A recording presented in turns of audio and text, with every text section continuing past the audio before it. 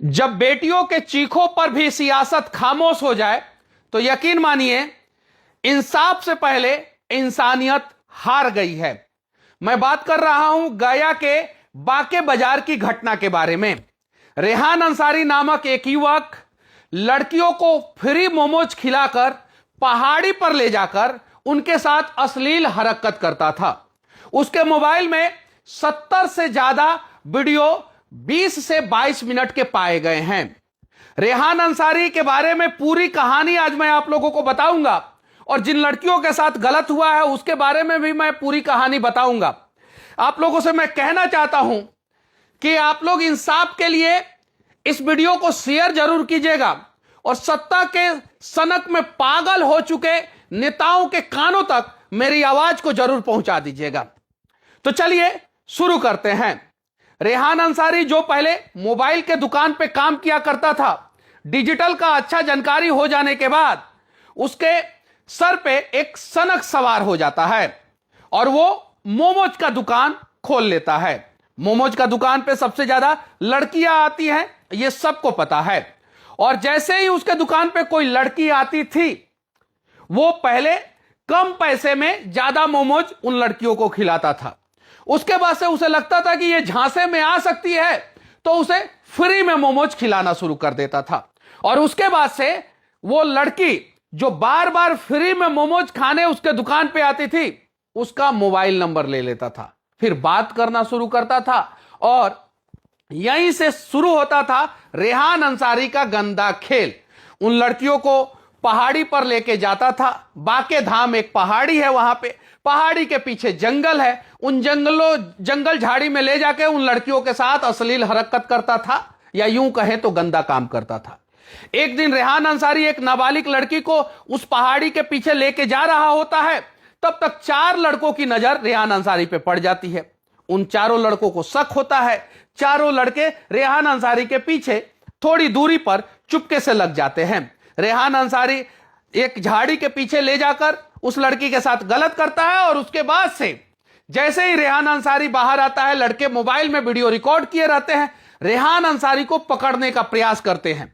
रेहान अंसारी पकड़ा नहीं जाता है, वो लड़की पकड़ में आ जाती है, लेकिन रेहान अंसारी का मोबाइल उन लड़कों के हाथों में आ जाता है। जब लड़के रेहान अंसारी का मोबाइल खोलते हैं तो रेहान अंसारी के मोबाइल में 20 से 22 मिनट का 70 अलग अलग क्लिप पाया जाता है, अश्लील क्लिप पाया जाता है, या यूं कहें तो अंग्रेजी में जिसे पॉर्न वीडियो कहा जाता है वो पाया जाता है। उसके बाद से लड़के लड़की को पकड़े रहते हैं। रेहान अंसारी वहां से फरार हो जाता है और लड़के कहते हैं लड़की को कि अपने मां बाप को फोन लगाओ। लड़की अपने मां बाप को फोन नहीं लगा के रेहान अंसारी को फोन लगाती है। रेहान अंसारी के पास एक और मोबाइल होता है। रेहान अंसारी के पास 2 मोबाइल, एक मोबाइल से लड़कियों से बात करता था और एक मोबाइल से गंदे वीडियो रिकॉर्ड करता था। रेहान अंसारी फोन उठाता है और कहता है कि लड़की को छोड़ दीजिए। इन चारों लड़कों को शक होता है कि लड़की के माता पिता ये नहीं हो सकते हैं। उसके बाद से वहां पे पुलिस आती है, लड़की के परिवार वाले आते हैं और ये मैटर थाना तक पहुंच जाता है। थाना में पहुंचने के बाद थाना का हाथ पांव सूख जाता है। रेहान अंसारी फरार हो जाता है।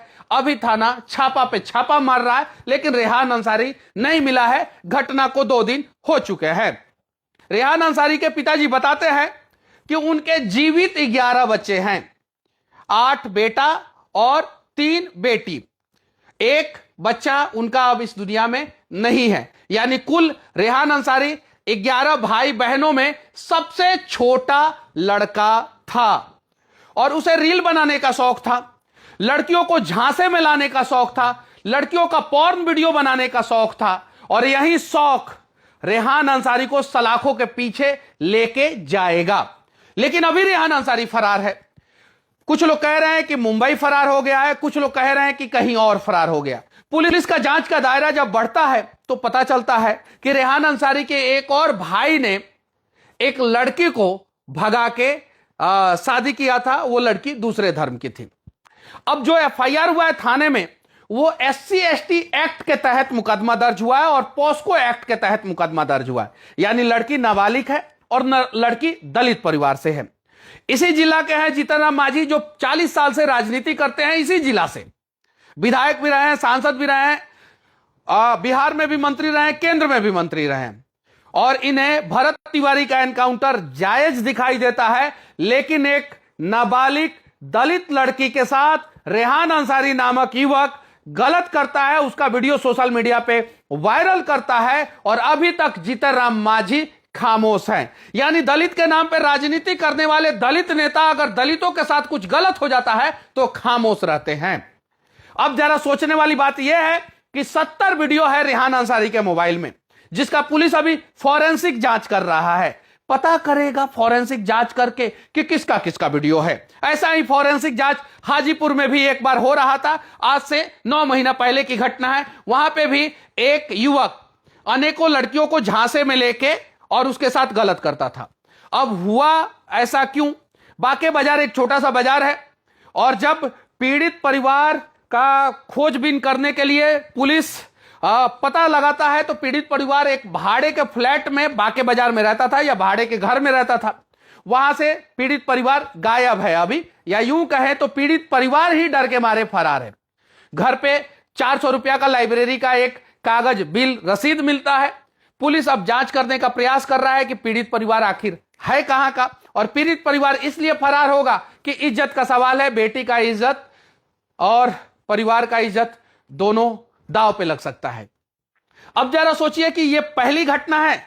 नहीं, एमपी में ऐसा घटना हुआ, यूपी में ऐसा घटना हुआ, महाराष्ट्र में ऐसा घटना हुआ, राजस्थान में, गुजरात में और बिहार में तो इसके पहले भी ऐसा घटना हुआ है। इस प्रकार के घटनाओं का में पुलिस अपराधियों का एनकाउंटर क्यों नहीं करता है? हालांकि उत्तर प्रदेश में होता है, उसके अलावा किसी भी राज्य में इस प्रकार के घटना में एनकाउंटर नहीं होता है। हां, भ्रष्टाचार के खिलाफ अगर कोई आवाज उठाएगा और हथियार फेंक देगा, उसका एनकाउंटर बिहार में जरूर हो जाता है। और जीतन राम मांझी जैसे नेता जो अपने आप को दलित का हितैषी बताते हैं, वो उस एनकाउंटर को जायज जरूर ठहराते हैं। लेकिन जब दलित बच्ची के साथ, नाबालिग बच्ची के साथ उन्हीं के जिला में गलत होता है, 70 से अधिक वीडियो वायरल होता है, कुछ वीडियो सोशल मीडिया पे, कुछ वीडियो मोबाइल में है रेहान अंसारी के, 20 से 22 मिनट से भी ज्यादा लंबा लंबा क्लिप है, और उस पे इन नेताओं की खामोशी कहीं नहीं तो कहीं बिहार तथा बिहार के सिस्टम की खामियों को उजागर कर रहा है। और इंसाफ से पहले यह चीख चीख के कह रहा है कि नेताओं के अंदर इतनी बेशर्मी है कि ये जानबूझकर इंसानियत को इंसाफ से पहले मार दे रहे हैं।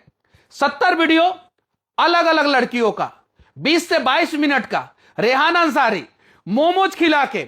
अब जरा सोचिए, उन माता पिता से कहना चाहता हूं कि आप लोग क्या शिक्षा देते हैं कि आपकी बच्ची मोमोज के चक्कर में किसी दरिंदे का शिकार हो जा रही है।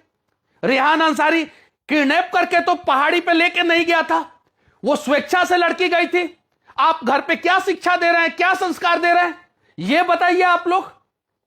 और हां, जीतन राम मांझी जी, पीड़ित परिवार का कब मदद कीजिएगा? मनीष कश्यप आवाज उठा रहा है, आप कब आवाज उठाइएगा?